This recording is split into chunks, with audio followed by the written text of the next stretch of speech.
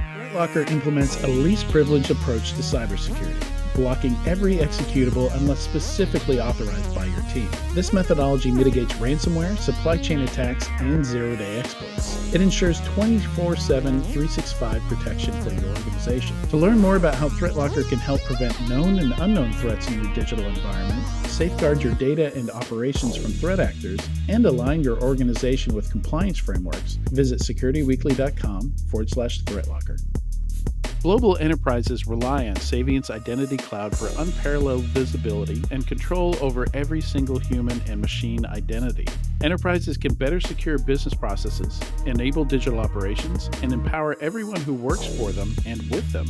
Savient provides right time, right level access to the digital technologies and tools they need to do their best work.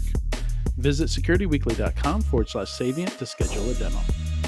On Business Security Weekly, each week we address the challenges facing CISOs through our guest interviews, including former and active CISOs. Our news segment is focused on leadership and communications to better help security leaders translate and communicate security risks into business risks. Jason Albuquerque, Ben Carr, Tyler Robinson, and others add their expertise to the conversation. I'm Matt Alderman, and I hope you search for Business Security Weekly in your favorite podcast catcher and subscribe to download our latest content. Welcome to the Four Seasons Hotel at Black Hat 2024 here in balmy 110-degree Las Vegas, Nevada.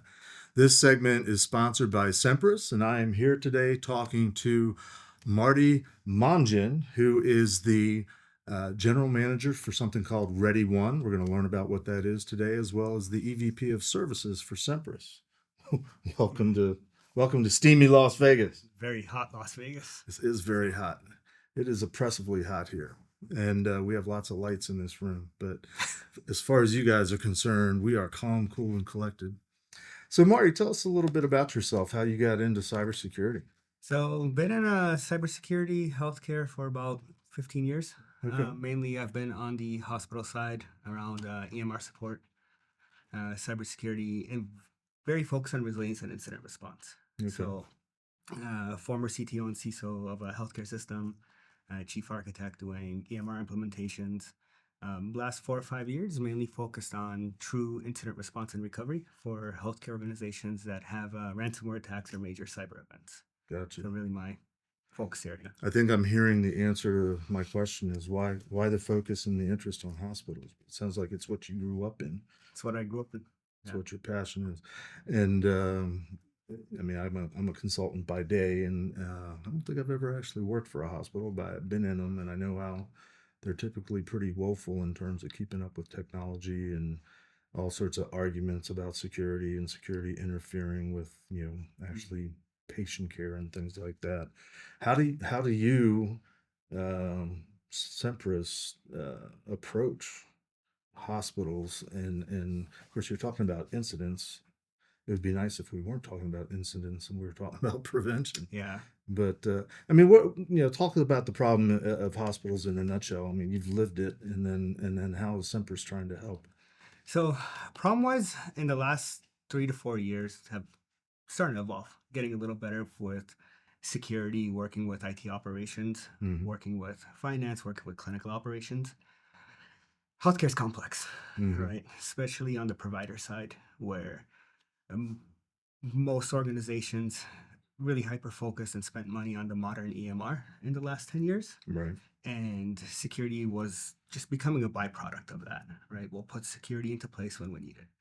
I feel like the last 3-4 years, threat actors and adversaries are focusing on healthcare because there was a pretty big uptick and everybody had the thought process of, hey, they're a soft target. They're not as soft as people think, right? They have very complex environments. And really, when we engage with customers, we ask the typical questions of, what is your priority? And it's generally clinical. They have to keep clinical systems online. Sure. Clinical systems are extremely complex. Historically, everybody looked at cybersecurity as someone that causes friction, right? To the clinician experience, to the patient experience, and then to business operations and clinical operations. Because of all the ransomware attacks and really the adversaries understanding how healthcare technology works, unfortunately, in the last couple of years, we're seeing a lot of cybersecurity organizations within the healthcare system start to partner with the business and partner with clinicals. Mhm. And CISOs are now getting a seat at the table, right? They're Right. part of the overall discussions on budget. They're helping the organization understand risk a lot better. And the risk is if we don't, as a healthcare system, spend money the right way, implement the right technology, have the right people, and make sure we understand what the clinical workflows are to support them, Mhm. things are not going to work as intended. So the organization's starting to listen to the CISO a lot more. Sure. Where our focus is identity at Semperis. We're very heavily focused on Active Directory security and recovery, threat detection and response for identity in general. And everybody has Active Directory, especially healthcare in the most complex environments. So I think about hospitals and healthcare, and I think they're probably a prime example of, which is really an industry problem where we've spent most of the last 30 years focused on confidentiality of data, and that idea of availability is just kind of, well, there's denial of service and distributed denial of service attacks, but the cruel irony was the development of ransomware malware attacks. And I think hospitals are viewed as a soft target because the bad guys, they forgot the gentleman's code or the honor code of don't go after, things that are going to impact people's lives. But also they've taken that and said, well, that's what makes them more likely to pay. And they are a business after all, trying to make money. And healthcare is in a unique position, unfortunately. We always say, don't ever pay the ransom, right? You're enabling a cyber criminal organization, and you're actually enabling adversaries and threat actors that are state sponsored. Right. And we don't want to ever do that. Right. The problem we run into is healthcare data is so valuable. Your patient record, my patient record, it follows us everywhere we go, right? It's not just a PI data anymore. That PHI is extremely valuable to threat actors. And now what we're seeing is, unfortunately, anybody under the age of 18, right? Children's hospitals and things like that, their record and identity does not change. Their identity follows them for the rest of their life. Right. Well, the other unfortunate issue is we've seen healthcare organizations get backed into a corner where they have no choice but to pay the ransom. Right. Right. You need to get clinical operations online if a customer goes on diversion as a healthcare system, right? Their trauma center goes offline. They can't take EMS or ambulances anymore. Right. What do you do at that point, right? Incident response teams can only do so much because we have to get Active Directory online. We have to get their presentation layer online. But there's a lot of work that needs to be done for forensics with third-party legal, their chief legal, our legal team, all the incident response teams involved. Are you a lawyer? I'm not. Okay, just checking. I don't play one on TV either, so fortunately. And you do sometimes wear a lab coat. Once in a while. Yeah, okay. Depending on the situation. Gotcha. Like, all this stuff has to happen, right? Right. During a major event, what matters is we got to do all this work to get the EMR online because patient flow has to start functioning. Right. What do you do when a week goes by and the senior executives are saying, hey, like, I don't care what it takes. I need to get patients in the door at my ED. I need to follow those patients. We got to care for those patients. You have no choice sometimes, right? As much as, we work with investigators and we work with the FBI, negotiators and this and that, but somebody makes a decision and says, you know what, just pay the ransom if it gives us a chance to come back online. We'll deal with it later. And then the whole data issue behind it becomes a problem to solve later on. So did you find Semperis or did Semperis find you? I found Semperis because I'm a very big fan of the technology. In my previous life, they were my go-to partner when it comes to true identity threat detection and response, specifically just the league of MVPs they have from Microsoft that are hyper-focused on Active Directory recovery. Okay. Which is, it's a lost art, right? Right. It's really hard to find somebody that truly understands Active Directory. So the primary mission is really just getting everything back online, Get identity secure, get it back online. Okay. So, in the intro, it said you're heading up something called ReadyOne. I have to ask, what is ReadyOne? So ReadyOne is a new platform that's in development, not released yet. It's in beta testing right now. So we're looking at building an end-to-end resiliency and incident response platform that really combines the preparedness, the response, the recovery, and all the integration that needs to happen with legal, third-party incident response, and the composition of preparing and handling an incident, logging an incident, and then reporting that incident itself. and really helping customers self-sustain and self-manage that. In the hospital industry, is there more times than not IT security staff working for the hospitals, or is there similar or same amounts of reliance on third-party MSPs?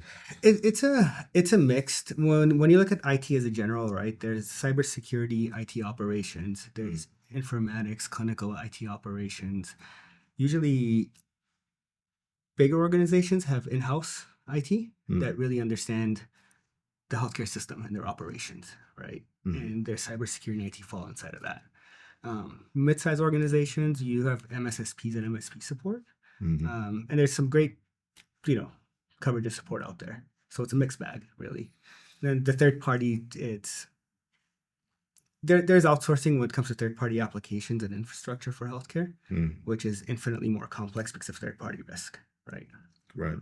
So is ReadyOne going to be primarily for hospitals to use with their own staff, or is it going to be kind of whoever can use it? Mix of both. It's not just healthcare. We're starting with healthcare, but what we want to do is empower organizations. At the end of the day, what I've learned, my past history is, whether it's a cyber event, an actual disaster that emergency management and crisis management has to respond to, you still need the people and the technology and the process to work together. One cannot function without the other, and it's overall part of a resilience plan.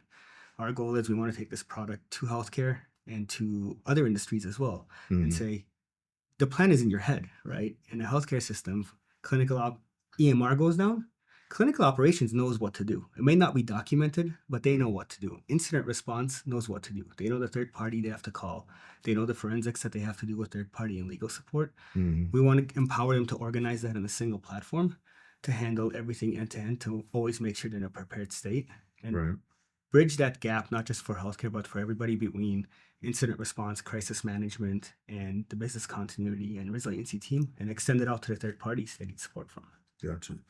So I'm curious, with your focus on hospitals, and I understand you want to be everything to everybody ultimately, because you're in it to make money at some point too, which is fair. In my experience, in my day job as a consultant, where I'm working primarily in the PCI world, if you've watched the show, people probably know that about me. The motivation for my clients largely to be secure, I'm generalizing a little bit, but largely doesn't exist unless and until they have to do PCI or they've been breached. Do you find a similar instance in hospital healthcare? And obviously there's HIPAA. HIPAA's been around forever, but in my opinion, HIPAA doesn't really solve all the problems that we're talking about. It doesn't even touch the problems we're talking about. It's a very specific keep PHI separate from identity. And again, it doesn't even think about, well, what about the availability of the data? Forget that ransomware doesn't care. It's my data. They care that I can't get to my data. What are you seeing in terms of similarities or motivations for hospitals, healthcare organizations to, hopefully you want them to buy your product or buy your service. What gets them there? My one comment to that would be, it's not just the motivation of selling our products. We want to make the cybersecurity space better and accessible for not just healthcare systems, everybody. So some of the steps we've taken is we have free community-driven products that are out there. Anybody in any industry, to any cyber practitioner, Purple Knight, which they can take, deploy, see the state of their Active Directory security based off MITRE and indicators of exposure. Right? We've also built a tool that does attack path mapping, which is called Forest Druid. Anybody can go get it. Same thing, they can figure out their vulnerabilities. But that's the technical side, right? When it comes to healthcare in general, to your point, we want to move left of Bing. People focus on, hey, an event happened, now I got to go throw all this money at it to make sure it never happens again. I see the industry shifting where CISOs are talking to each other a lot more. I have a lot of friends and peers that are CISOs of healthcare systems where we text each other. We talk about, hey, what's happening? What are you guys doing? What are you guys seeing? And they're sharing information where they weren't before. Right. Gotcha. Maybe that's a better way to phrase the question, is what are the motivators other than the historical regulatory compliance and getting religion the hard way, let's say. Getting religion is a good way to put it. I mean, it's historically the motivators were, don't let this happen to me, right? People see it on the news, and the senior executives and the board comes in, and I've sat in front of boards explaining like, okay, you don't want this to happen to you. You're not just going to go buy all these products. Right. There's a lot of work that needs to happen, and that work is to promote the use of the EMR and make sure it's secure, make sure your patient portal is secure, make sure your third parties are secure. The motivation now has really shifted to cybersecurity becoming a pillar within the healthcare system. Right. And we're seeing it in other industries too, where they're part of the budget conversations, right? Now it's the People are finally figuring out that it's really got to be part of the whole equation. Yeah. It's not a bolt-on afterthought, pay as little as possible to get the checkbox type of approach. And CISOs are now motivated because they're taking a big risk. Right. Nobody wakes up and wants to be CISO anymore, right? I don't. Right. And where they're motivated now to do better than they ever have before. And their motivation is, I need a seat at the table as a senior executive in front of the board. If you want me to secure and protect the healthcare system, it's not just about money and people. Now I got to understand the healthcare business operations, right? Now they're motivated, if they're going to take on that risk, to actually push the message of, let me be more integrated into the healthcare organization. Well, unfortunately, our time is up, but I appreciate you sharing a little bit about the Semperis vision and your vision this morning. Today. For more information, and you want to learn more about Semperis, you go to securityweekly.com/Semperis. That's SEMPERIS with a BH for Black Hat at the end. That's going to wrap us today. Thanks. Welcome back to the Four Seasons, our recording studio for the live stream at Black Hat 2024. I am Jeff Mann, co-host of Paul Security Weekly, and with me for this segment is Brett Stone-Gross. He's Senior Director of Threat Intelligence at Zscaler. Brett, welcome. Yeah, thank you for having me. Keeping hydrated, keeping cool. Yeah, it's a hot one out here. It's insanely hot out here. I don't know why we do this. Tell us a little bit about yourself, how you got into cybersecurity, and how'd you end up at Zscaler? Yeah, so started off kind of in cybersecurity back in the 90s when AOL was a thing, back with the discs and, CDs. Still have some of them in the packages because they're worth money. Yeah, sell them on eBay. It's kind of a side business I have now. Okay. But, kind of getting into some trouble back then when I was, kind of a kid. And, kind of from there, went to, college and took some courses, and, cybersecurity is one that really stood out. Ended up doing a PhD in computer science and doctor. Yeah, thank you. Okay. And it's kind of been obviously a career since then. Wow, doctor. I should refer to you as doctor from now on. How'd you end up at Zscaler? So Zscaler, have some really good friends who work at Zscaler, and I've known them for quite a long time. We worked together at previous companies, and they had a perfect fit for kind of my areas of expertise, and started the threat intelligence with Zscaler. Okay, so you're doing a lot of research. You get to tinker. You're leading people that do the tinkering these days. Yeah, exactly. So doing both, leading as well as doing some tinkering as well, and we've been doing some really interesting things. We recently published a report on the largest ransomware payment in history. So lots and lots of really interesting things that we've been doing, and happy to share as much as we can. Now, is that a separate report, or is that part of your annual ransomware report? Yeah, that's part of the 2024 Threat Labs report. Okay. So let's talk about that for a few minutes. Are there unique takeaways from the largest ransomware payout, or are there just lots of everybody does it this way, it just happened to be really big? Yeah, so this is actually quite unique. Okay. And that's one of the things that we wanted to bring out in this report is this specific group that hit this company. It's a Fortune 50 company. They have quite a different MO from a lot of other ransomware groups. A lot of other ransomware groups, they cause a lot of disruption. They cause a lot of impact. They bring a lot of pressure on companies to pay by encrypting their files and taking their services offline. This particular ransomware group that got the $75 million payment behaves quite differently. And what they do is, instead of always encrypting files and causing disruption, they actually do everything they can to minimize any kind of business disruption. So in about half of their attacks, they don't actually even deploy file encryption. They don't deploy ransomware. They only steal data. And what they're doing is they're stealing massive amounts of data. And we're talking about an order of magnitude greater than what you see with these other ransomware groups. And they do this also all on their own, whereas a lot of these other ransomware groups, they outsource the attacks to affiliates.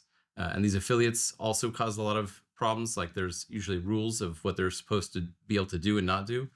They don't always follow those rules. It could be avoiding healthcare or avoiding critical infrastructure. Sometimes they still do those attacks. Things like where you see like these oil companies being shut down, or there was a car dealer, a software maker for car dealerships that had a ransomware incident. And these had massive outages. This group, they don't want to cause those outages. They don't want to be in the news. And it's very smart. They've done a very good job of doing that. No, there's not a lot of information about this particular group, and it's because of how they operate. Interesting. So is this the type of attack? I don't know if we have a clever name in the industry yet, but they're like threatening to release the data and reveal the secrets. Is it one of those types of attacks? Yeah, exactly. So what are you guys calling that type of attack? Yeah, so we call them encryptionless attacks, where they only steal data. They don't actually deploy file encryption. Okay. And what I think we're going to see is a shift, not to say away from the file encryption, but we're going to see a shift in the sense of the amount of data that's collected. Because most groups right now, they're stealing maybe a terabyte of data, which is still a lot of data. But this group is stealing tens of terabytes, or even we've seen 100 terabytes of data. What's the next above tera?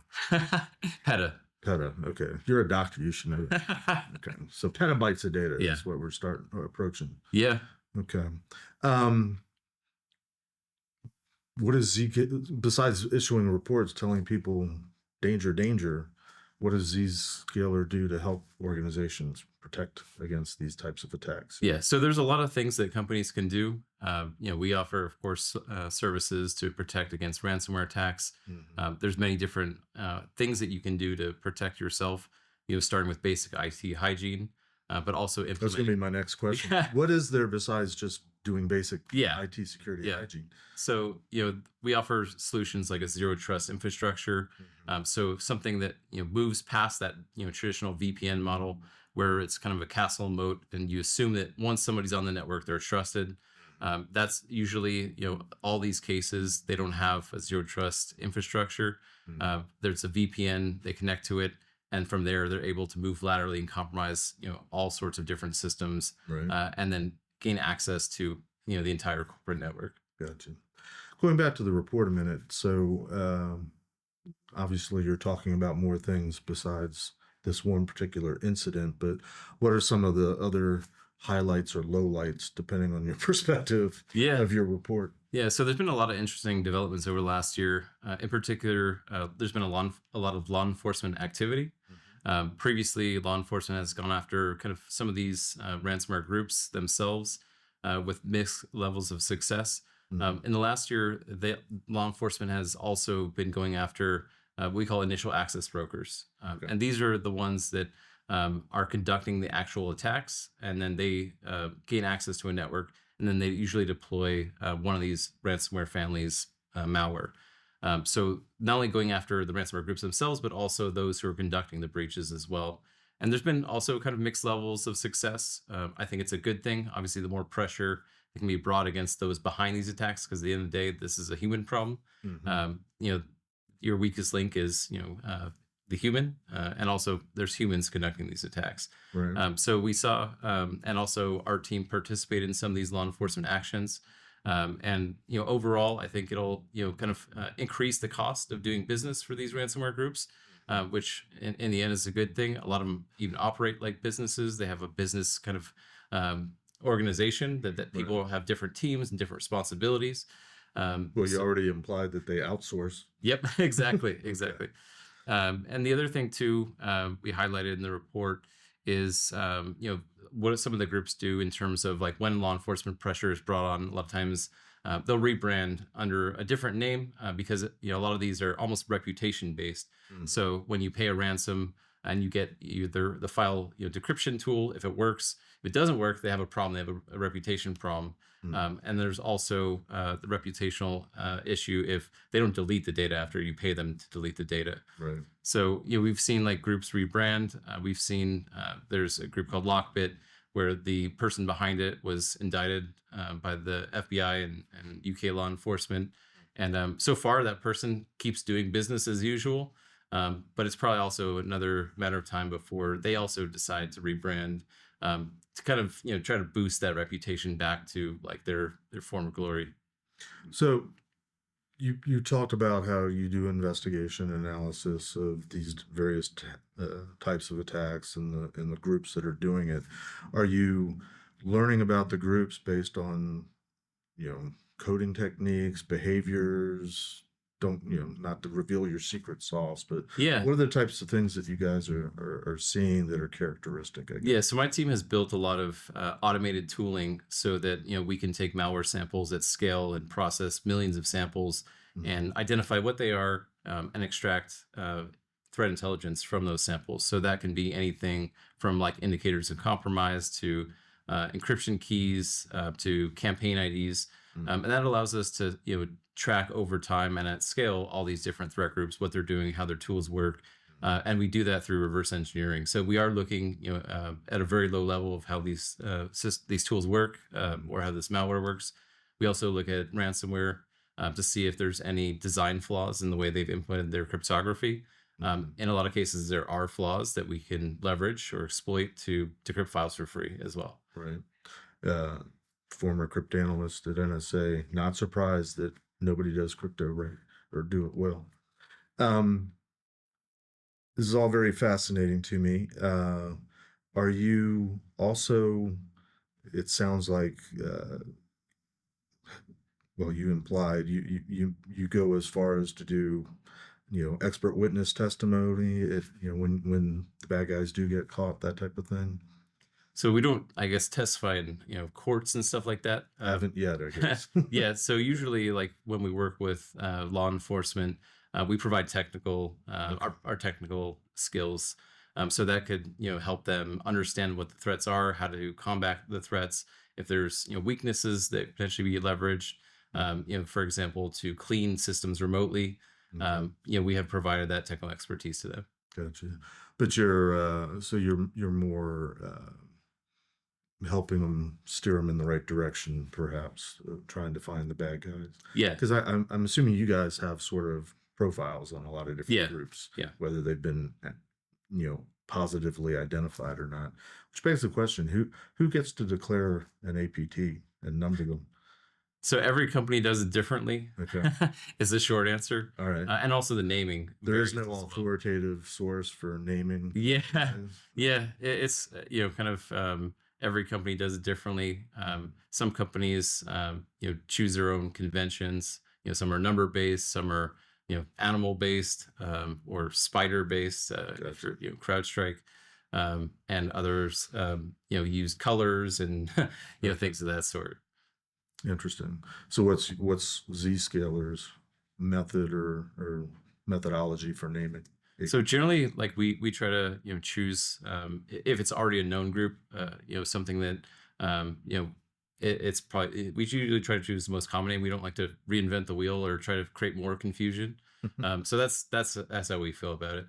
In general, though, I would say I'm not a big fan of the numbering because numbering is hard to remember. If you're got some 3 or 5 digit number, I'm probably not going to remember that.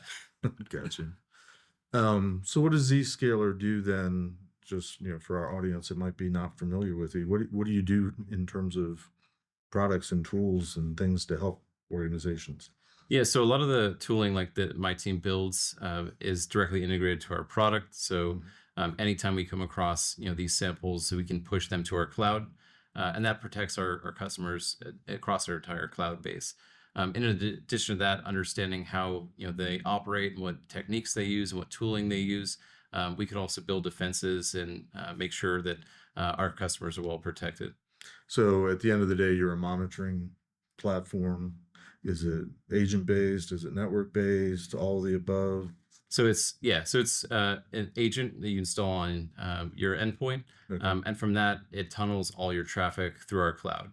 Gotcha. And essentially what we've done is we've combined all these different former appliances into the cloud. You don't need any hardware anymore. You can do this all in the cloud now. So it's very cost efficient. It's much easier from a management perspective, and much more flexible than having a dozen or dozens of different boxes and all your data centers that you have to physically like manage. And there's a lot of things too, like in terms of monitoring. There's network monitoring from like an IDS IPS perspective. There's a DLP, to make sure like you don't have intellectual property or customer data going out the door. Especially with a lot of these attacks where tens of terabytes of data is being stolen. That's something that network monitoring is extremely important. And there's a lot of very large companies that we have seen are either don't have the right tools or don't have the right monitoring systems in place where an analyst can see something that says, this is something that's urgent and needs to be addressed. Well, data theft was kind of the thing at the very beginning of all this, and even back then, nobody was watching stuff go out the door. They were watching, waiting for somebody to come in. I mean, there's an endless list of breaches, large and small, over the years. That was the problem. Nobody was watching the outbound. Great. Zscaler, I assume you've got a booth here. You're doing all the things that we have to do at Black Hat. Yep. Are you guys also over at DEF CON later this week, per chance? I won't be, but I think some will. Okay. I mean, because that's where all the fun is. Well, great. I appreciate your time today. That's about all the time we have for this session. For our listening audience, if you want to find out more information about Zscaler and get a copy of the report, go to securityweekly.com/ZscalerBH. That's Black Hat. That's going to wrap for us this session. Thanks a lot, Brett. Thank you. I'm sorry. Thanks a lot, Doctor. Thank you.